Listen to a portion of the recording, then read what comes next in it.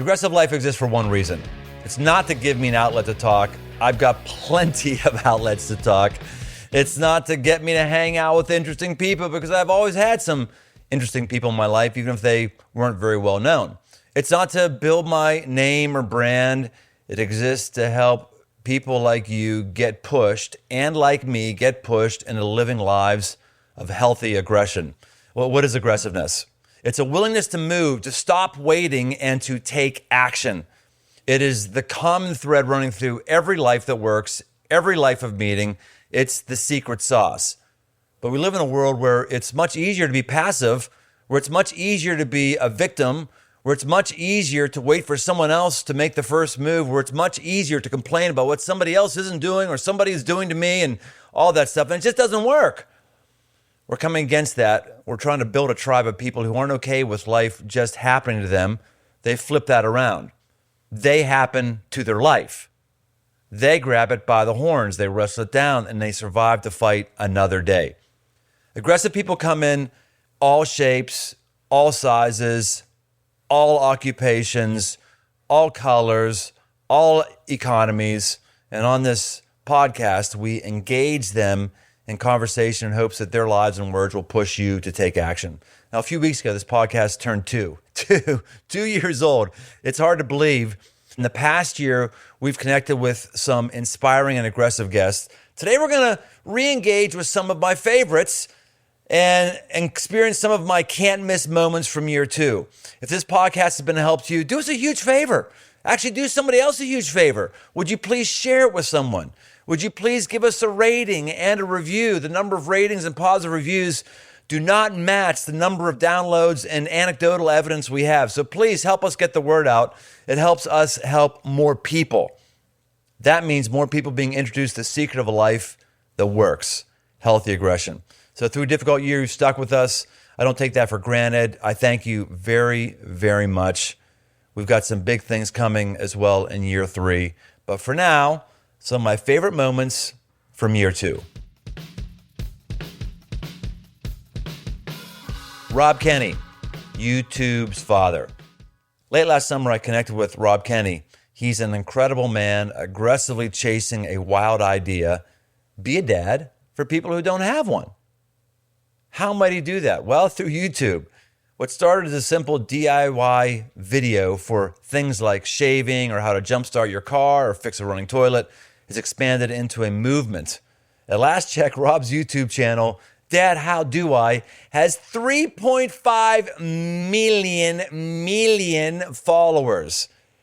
In our conversation, we talk about where the idea for these videos came from and what he hopes they do for people who engage them. Well, let's talk a little bit more about your channel. Where did the idea originally come from on this? Yeah, it's something I've wanted to do actually for a number of years. I talked to my daughter. You know, I have 2 adult children, and we talk all the time about adulting type stuff. And I didn't have a dad from when I was 14 on up. And so I learned various things along the way raising my kids, but also, you know, I learned how to tie a tie from my roommate when I was 20, and just picked things up along the way. And I thought, you know, and I go to YouTube for it. It's a pretty good resource, but there's a lot of bells and whistles that go off, you know, subscribe, do this, do that. And, you know, you spend a lot of time for that 1-minute nugget. And so I was trying to make my channel kind of a one-stop place where you could come and get not only tie a tie, but how to check your oil and how to do kind of the whole thing. Early on, I could see that it was starting to resonate on a level that I had no idea, because like you were saying, you know, people were just watching my videos and crying just because I'm a dad shaving, you know. It's not, and it wasn't because I was so bad at shaving or so good at it. It was that they'd never had that relationship with a dad. So they were bawling just watching me tie a tie, you know, or changing a tire. I get so many emotional responses from people saying, I've been thirsting for so long, and it felt like I finally drank for the first time. Just watching me do something. So pretty remarkable. I had no idea. I thought I was just going to be showing people how to do stuff. I hadn't thought about the shaving one. That just brought back a massive memory to me. My dad, when I was a youngster, you know, he would shave in the morning, of course, like every dad does, old school, straight razor, you know, and I would sit on the toilet and just watch him shave. mesmerized. I just wanted to be with them. Yeah. I would just watch it. And it never crossed my mind that, yeah, the majority of today's culture has never seen a man do that, let alone a dad do that. In, a lot of comedies, dads are buffoons, that are to be made fun of. And I think people are seeing, wait a second, this is a guy that he's relatable, and and he's trying to help me, and he's not yelling at me, and so I'm hoping to, again, encourage dads to step up, but also to help people understand that there's a different way. You have choices in your life. And I've also shared too, when you're holding your baby, I'd like to think for the most part people are promising them the world, right? And then as your kid gets a little older, you start, you have a bad day at work, you're dealing with all kinds of different things, you're navigating life, and you can kind of get off track. So one of the things I want to do is maybe have dads come up with a mission statement early on, so that this is what my core principles that I want to stick to as we navigate life, so that if I get off, we don't want to do that. That's not what we're good at. We want to stick with this. And I think, I'm all about trying to keep things as simple as possible. I'm fairly simple myself, so it probably helps. I think there's just so many simple things out there that people have not picked up because we're a relationally fractured society. And it's just sad that we've got to pick these things up on the web. It's wonderful that the web exists. It's wonderful. It's sad that we have to pick them up on the web because we're void of people teaching us things.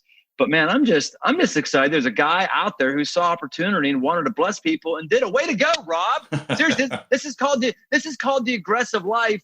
You were a perfect example of the kind of things I'm hoping more people do. You saw an opportunity and you just did it. You just did it. And what do you know? More stuff has happened in your life than you would have ever planned before. Have you ever thought about having 2.4 million people hang on your every word? Have you ever thought about that, Rob Kenny?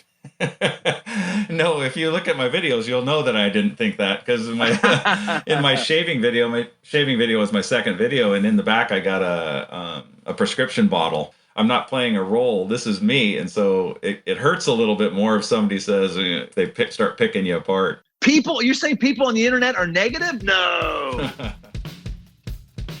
Michelle Wolberg, badass survivor.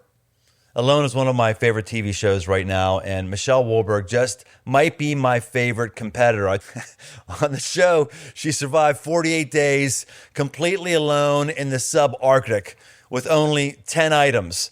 Nowadays, she's a hunting guide and survival expert in rural Canada. And midway through our conversation, I asked her a question about the $500,000 cash prize all the competitors of Alone were playing to win. Her answer revealed the connection between wilderness survival and the life of aggression back in the real world. This is one of the things that I kept thinking when I saw the episode.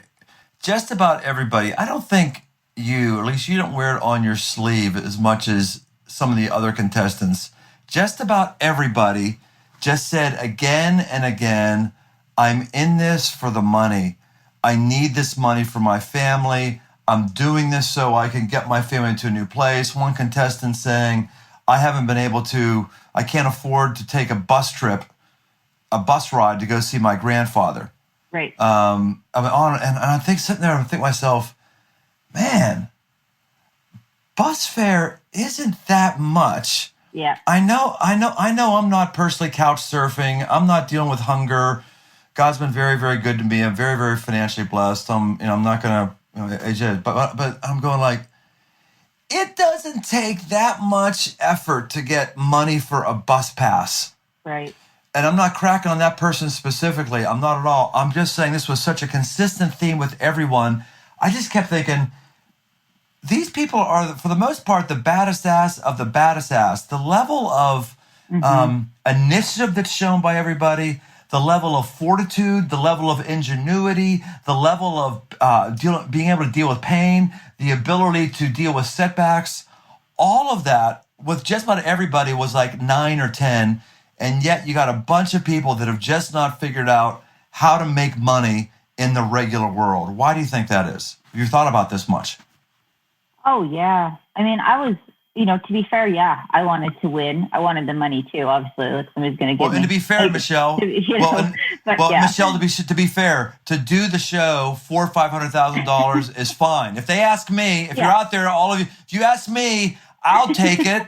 I'm not saying I would win, but I would do it. But so the $500,000 is definitely a good incentive. Yeah. No shame in everybody. But it was the backstory of person after person just being in financial ruin and disaster.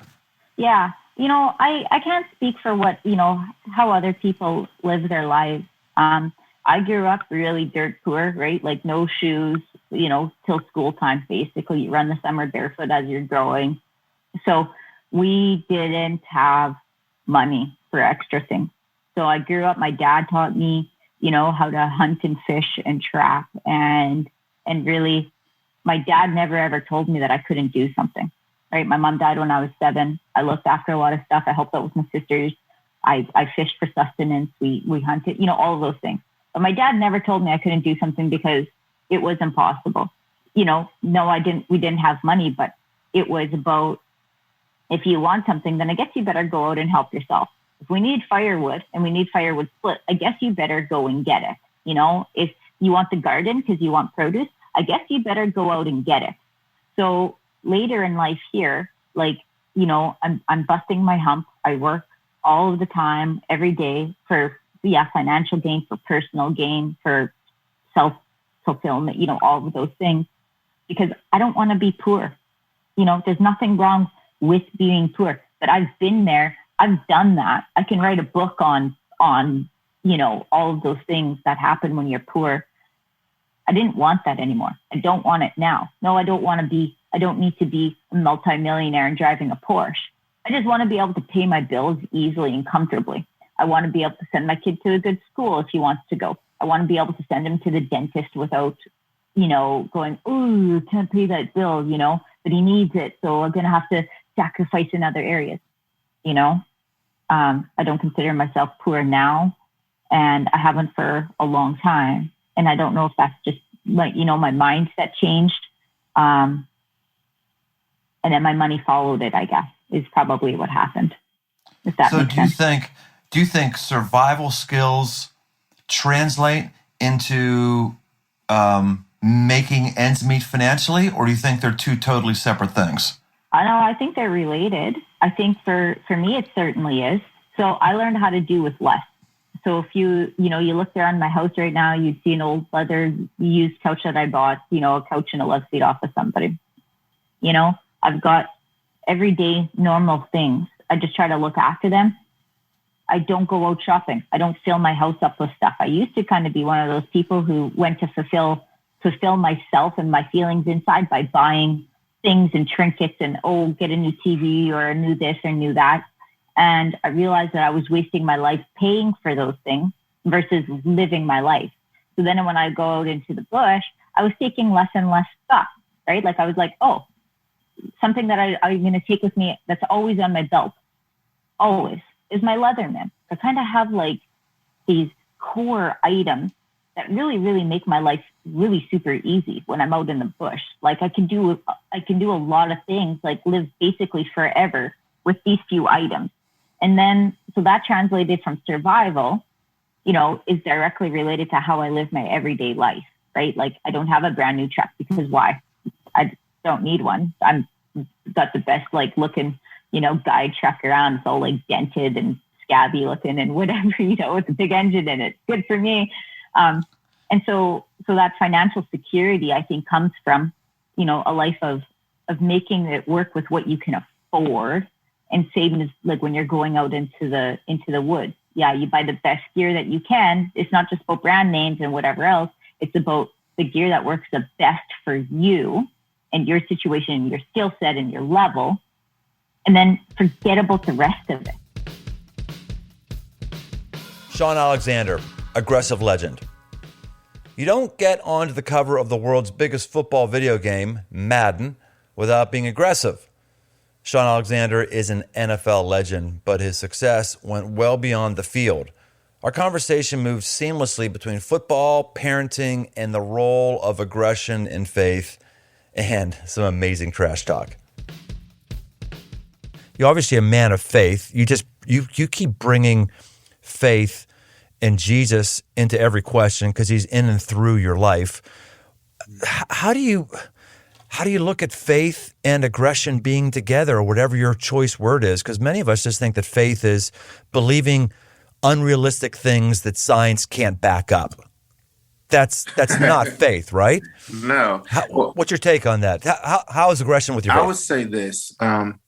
If I took out the word aggression, I'm gonna even make you even more scared.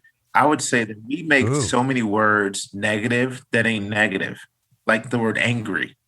Angry is not a negative word. It just means passionate, zealous. A person that was zealous about their faith, you could be like, man, I am angry to get this point across. You're just passionate about it. So if we take the word angry and stop being so scared of it, then we can actually know that this is just a word that means some intensity, right? And so people would used to come to me and say, hey, Sean, you're always smiling, you're enjoying life. I used to play football so angry. How do you play football and not be angry, not be like mad at somebody wanting to cuss somebody out or kill them? I'm like, don't get it wrong. I want to embarrass you when I'm on that field, and I want you to, and in an unhealthy, I'm gonna give you a little tip. Somebody said, what is the most craziest thing that you've ever said to somebody on a football field?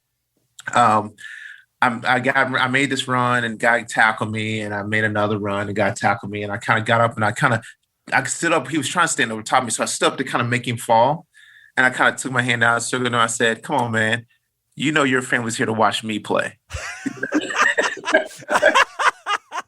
Well, I want to take the soul out of people. You know what I mean? I want them to be like, man, like I am really nothing except what Sean wants me to be on this field. And I'd come into games I'd want to make the other team wish that I was their running back. I want to be aggressive and very intentional about everything that I'm doing on that field. And part of it is making you wish that you was not playing against me. That is my posture. I think that you have to be very intentional as an aggressive. You got to be very angry for what you want to get done.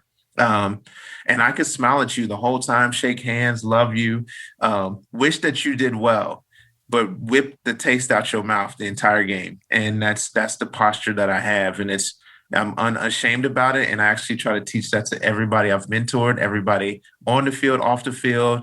Let's not grab titles that we don't really want. If you want to be a believer, let's go be a believer and be intentional about it. If you want to be a good football player, let's go be a good football player and be intentional about it and be very, very aggressive with it.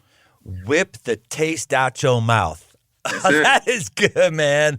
That is good. I think that's a problem with people of faith, people who align themselves with Christianity. We're into our platitudes and we're into our kumbaya circles and we're into our morality, but we're not pushing on anything. We're not taking anything personally. We're not wanting to win. Do you want to win?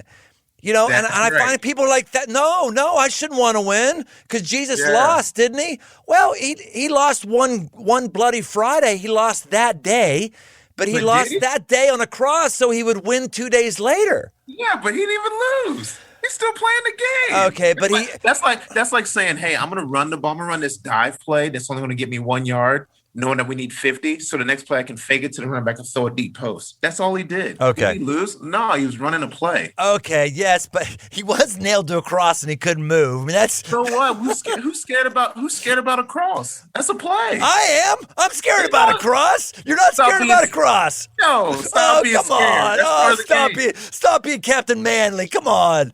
No. I'm just telling you. That's part of so that's just part of the play. Like at the end of the day, like if you had to die for a cause that you believed in, when you do it, right? That's all a part of it. Like if we're going to be soft about parenting, if we're going to be soft about that, and then we're going to be soft about going to a cross, we'll be soft about that. We'll be soft about everything. And then we'll be like, well, man, I was going to be tough over here. No, either we're all in about the plan and all in about it all, or we're not. Like eventually, like you're saying, like, okay, I might be weaker. I might not be as good at this part, or this might be a weak spot, but I'm not going to be soft about it. Lecrae, hip hop healer. Your assumptions about someone else are usually dead wrong. He's got Grammys, successful albums, millions of followers and fans, but hip hop superstar Lecrae was brutally honest about his life. It was stalled out and in trouble. He had to actually go to cryotherapy, where he just went and the therapy was making him cry all day long. That's not what cryotherapy was. He actually schooled me on it. Okay, but I don't think we included that little clip. But why would his life be stalled out? Because of the weight of trauma. He's done the aggressive work to chase healing, and he's offering valuable insights to that, and he's still trying to heal up. Check out this conversation from October of last year. This is where I want to spend most of our time on here, is you're going along, you look like you have the world by the tail, you're coming out with a book, and like, I'm expecting the title of the book to be How to Live Your Dream, how to make it happen, I don't know, but it is on something that is less weighty and heavy and actually less helpful than your actual title, which is Moving Beyond Trauma. Why did you choose that for this book to write right now? Well, people tend to believe in the fairy tale or the fantasy that once you hit a certain benchmark in your career or financial stability or whatever kind of goal you're chasing, that all of a sudden you find like a utopia. And I wanted to kind of erase that myth for people so that they can be consistent in character development, no matter what level they are in society, to continue on the character, emotional, spiritual, mental, relational health, regardless of where you are, because there's no place that kind of insulates you from having to take care of those things. What's your trauma been? I assume you're going to talk about it in the book, so I'm not having you talk out of school, but take us into your trauma, brother. There's generally 8 major traumas that people can experience. I've experienced probably 5 of them. And, physical abuse, sexual abuse, neglect, and abandonment being some of the more prevalent ones that I experienced, all before the age of 10. So it continued after that. But before 10, I'd gone through all of those particular things. And so what I learned, one of my survival techniques or coping techniques was, if I perform, I'll find affirmation and acceptance. And so I began just performing to be appreciated. And what ends up happening is that you end up in a performance trap where you don't really know your true identity because you're constantly on. And I remember hearing Johnny Depp from Pirates of the Caribbean and many other amazing things say that he played so many characters that at one point in time, he didn't know who the real Johnny Depp was. And I think that happens to us. We begin to amass success and affirmation, and we don't know who we are because we're just covering up, all these wounds that have gone unhealed. And so that's kind of where I found myself. The sun is out, but it doesn't seem, everything seems bland and something's wrong. It's like a glaze is over my perspective on life. And I was walking in a depression and didn't realize it. Well, a lot of people feel that, or they go along like that for a long period of time and don't do anything about it. What was it about you that you were able to go, hold on, I feel this and I don't like it, I got to do something? Because most people just keep powering on. They keep drinking more. They just numb out whatever they can.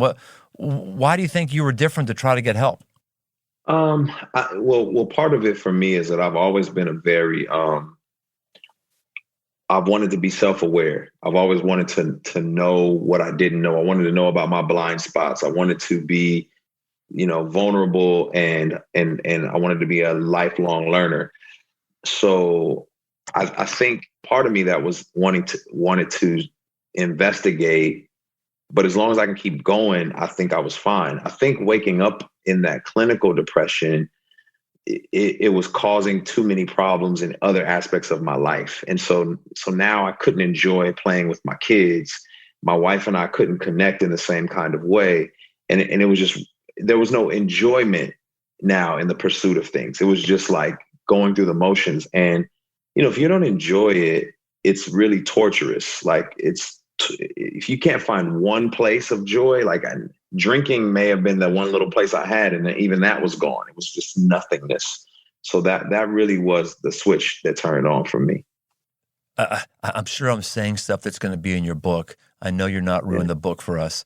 I'm just trying to woo people to go on their own journey here to make an aggressive move. Because I'll tell you what the passive weenie boys and weenie girls do, what the passive ones do, is I'm feeling odd, I'm feeling strange, but whatever, I just keep powering through it. Sometimes powering through it is a passive move. You're just doing what everybody else does. You're not doing deep inner work. You're not pushing yourself. I mean, it's a hard push to go, what is wrong with me? It's a hard push to have memories that people did to you that you really don't want to think about anymore. That's a hard, aggressive push. Tell me why I should do that, Lecrae. Why? It sounds too hard. You said it. I mean, one thing is you said it's passive to not do that. And and that's a great point you made, because, if you're aggressive, if you're in pursuit of whatever it is, when you want to run a Fortune 500 company, you want to run for office, whatever it is that you may be in pursuit of, you're probably what I would call a speedboat leader. And speedboat leaders push through and plow through aggressively. But the fear is that you'll be passive and you'll be floating out there like a raft. And no one wants to be a raft, especially leaders. The raft just kind of is just out there, no direction, and it ends up wherever the water wants to go. But the thing is, if you keep plowing and pushing through like a speedboat, you're going to run out of gas and you're going to end up a raft. Right? When you're out of gas, now you're just floating out there. And so the solution is to become a sailboat, right? A sailboat requires work. It requires aggressive work, but it also means you have to be attentive to where the wind is blowing and adjust your sails accordingly. And that's doing the work of, therapy or family restructuring and reverse engineering and planning. And that takes work. But it's way more rewarding at the end of the day. And you don't run the risk of just being a raft sitting in the middle of the water, going whichever way it turns. It's intuitive. And so that's why I would say it's worth it to do that work, because you end up a much more healthier version of yourself. You can get way more done. You can make it across the entire ocean that way. And you don't run out of gas and you're not left at the whim of the water. Dr. Francis Collins, America's foremost scientist and motorcycle rider. The most downloaded episode I've ever released was my conversation with Dr. Francis Collins, recorded at the height of COVID mania. Dr. Fauci reports to him. He's the director of the National Institutes for Health. He's the top scientific mind in the land. Dr. Collins had wise words that gave me hope. Even now, it's worth a listen. But you didn't come to this podcast to hear more about COVID. You came to hear about how the land's top scientist is also a motorcycle rider and a man of faith. I'm just hoping you're going to like me by the end of this, because I am in love with you right now. But I'm gonna say some things and challenge some things. I'm going to do it in such a way that I'm going to give you the ability to make me look stupid. So I'm going to give you some straight, direct things, and I'm hoping you set some records straight. But before we do, let's talk about what's really important: motorcycles. Let's talk about You're a big motorcycle rider. Tell us about that. Well, I started in college because I couldn't afford a car, and then I fell in love with these two-wheeled things that had motors, and kind of been riding, except when my kids were little, when I thought maybe it wasn't quite so responsible. But right now, I'm on a Harley Road King Classic. It's red. It's runs really loud, and on a nice Saturday afternoon, if I can find a country road, then I'm going to really have a great time with my wife on the back and let the wind blow. So if it's running loud, then do you have a stage one done to it? Or those of you who don't know, stage one, whenever you get a Harley, everyone thinks these are amazing machines. They can be amazing machines, but most guys, the first thing to do is stage one modification, which is pipes that are louder and they get different fuel mapping. All that stuff. Have you done that kind of stuff to your bike? I was tempted, but I think my neighbors would probably not appreciate it. They're sort of barely tolerating the fact that there's a Harley in their cul-de-sac already, and I don't want to push it too much further. Well, hasn't anyone told you that motorcycles are dangerous? You're a medical guy, National Institute of Health. So how do you reconcile riding a motorcycle with being the director of the National Institute of Health, it sounds already like you're on the outskirts. Well, yes, this has been pointed out to me about 1,000 times by people who say this is a bad role model. You're encouraging bad behavior. And yes, it is true. Motorcycles are dangerous. Believe me, I wear my helmet faithfully. I will never be on the bike without that. And I guess I'm pretty careful. I only had one sort of scrape, which happened to be on my honeymoon with my wife in the south of France, where we hit an oil slick in a traffic circle, and that was not pretty. But otherwise, I've never dropped it. This Harley has no scratches on it, and I've had it now for 14 years. Well, I think that that for me is one of the reasons why I pay attention to you. I respect you greatly. Your book that you wrote on faith and science a number of years ago, which I can't remember the names of books anymore because I read on Kindle, and so whenever I read on Kindle, I don't see the cover every single time. What was the name of that book, Francis? The Language of God is what it was called. The Language of God, and the subtitle was A Scientist Presents Evidence for Belief. So I just have such high regard for you because that book really spoke to science and faith coming together in a way that nothing I've ever read has. And when you're a guy who rides motorcycles, it tells me that you're open to a healthy level of risk. You're not, hey, let's all just lock ourselves in rooms and have airbags on all the walls. You're open to an appropriate level of risk. I like that about you. It makes me be able to identify with you. Let's go back. Let's go back to some of the precepts in the book and science and faith, because boy, there's a lot of talk. It just seems like people have swallowed whole the belief that faith and science cannot exist, that you either are a person of faith who believes stupid things that can't be reasoned, or you're a person of science that only believes what can happen in a laboratory. How do you see those things coming together? Well, it really is unfortunate that that's the message that has been sold to a lot of people. It's simply not true. Science and faith are ways of finding the truth. They ask different questions, and they have different ways of getting answers. I like the particular metaphor that Francis Bacon put forward a long time ago, which is that God gave us not one book, but two. One of the books was the Bible, God's words, the book of God's words. I read it every morning. But he gave us another book, nature, the book of God's works, the creation.